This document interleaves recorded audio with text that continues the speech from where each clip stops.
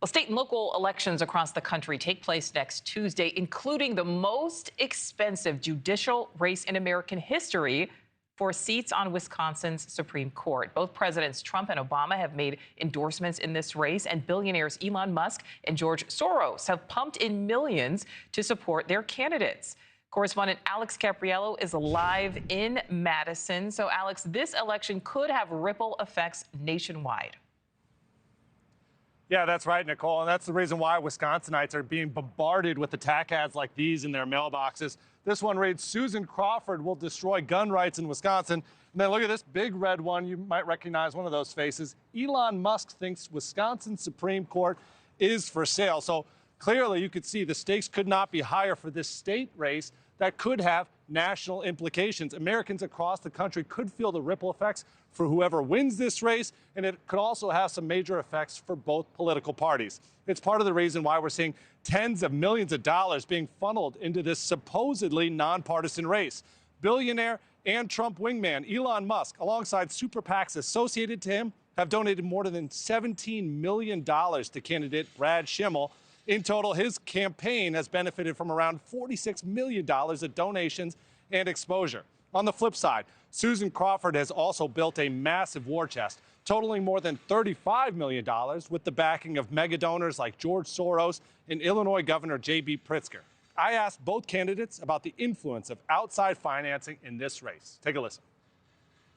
Both campaigns have built significant war chests. What role do you think campaign financing should have when it comes to nonpartisan positions like Supreme Court judges? Well, let me just clarify that the big difference is that Elon Musk himself has put over $18 million into this race. That is absolutely unprecedented. I'm running to be a justice for Wisconsin. I'm not running for anything else. I don't control what Elon Musk or anybody else does with their money or with their organizations. My opponent, come on, she's raised $25 million. And I said, most of that from outside the state of Wisconsin. Beyond the massive cash flowing into these two candidates' coffers, the bigger picture here is how these judges' future rulings could impact Wisconsin, and then how that could shape a larger national trajectory. Abortion and union organizing rights are currently on the docket for the Wisconsin Supreme Court. So is the potential redistricting of the state map. And the winner of this election could sway the court to order the redrawing of congressional districts. We know that that could shift the balance of power on Capitol Hill. But of course, with both Elon Musk and President Donald Trump throwing their weight behind Brad Schimmel, it also speaks to just how much influence their endorsement has on future elections all across the country. Nichole? All right. So, Alex, we know that Elon Musk already has had such a major influence then on this election. So what does that mean moving forward for both parties here? Yeah, it's very interesting. The rest of the country is watching. We know Wisconsin is already a bellwether for the rest of the nation.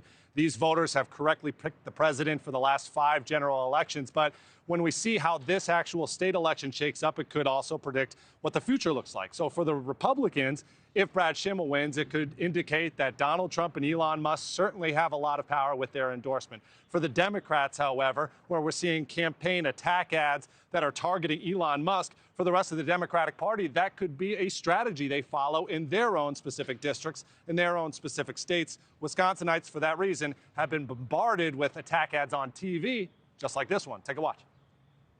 Now Elon Musk is trying to buy Schimmel a seat on the Supreme Court because he knows Schimmel always helps his big campaign donors.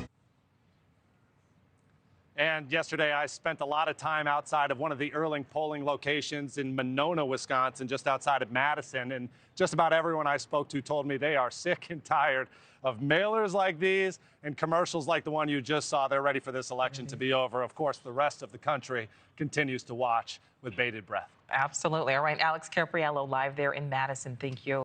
Thanks for watching. Go to joinnn.com to find NewsNation on your screen. And don't forget to click the red subscribe button below to get more of NewsNation's fact-driven, unbiased coverage.